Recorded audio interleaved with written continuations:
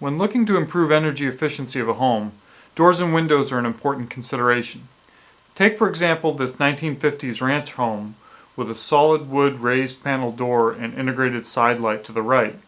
Its use of a single pane glass and relatively thin wood offers very little of insulation between the heated home and the outside world, as can be seen in this thermal image.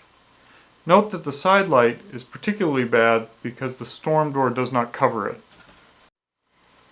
The typical solution to this problem would be to replace the front door assembly with an insulated fiberglass door with double pane windows, increasing the R value to about 4 and costing thousands of dollars.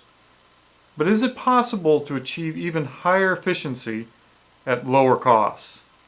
Definitely, and I will show you how I did it. The first step was to design a storm window to cover the side light. The lower part was created with classic wood raised panel surrounded by a wooden frame. The upper part of the frame creates a pocket for the glass. On the back lower part of the panel, 2 inches of rigid foam was bonded in place and covered with 1/4-inch plywood to protect the foam. The upper part of the frame houses low-E double pane insulated glass. This design results in an R value for the glass of about 4 and a value of 10 for the lower part of the panel. Now here are some images of how the storm window was actually made. The foam and plywood were cut to size on a table saw and then bonded together. Next, the main wood raised panel and frame were created and bonded together with a look that mimics the rest of the door. Then the foam was bonded to the lower part of the assembly. A frame was created to hold the glass in place. The glass was installed with clear silicone caulk into the front of the frame and held in place by the back frame and 14 number 8 stainless steel screws that reached 3 inches long. The finished assembly was painted in 3 coats of latex paint in a color called wineberry that matched the existing door color.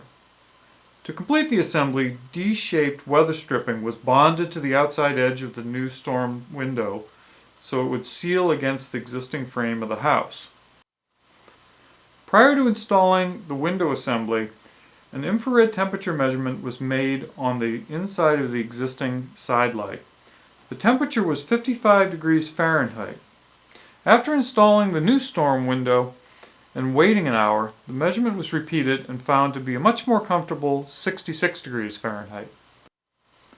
The net result is that for around $100, the side light is now triple glazed between the new double glazed and the old single pane, and has a more than respectable R10 insulating value on the lower portion of the side light, which is about twice as good as would be possible with a replacement door.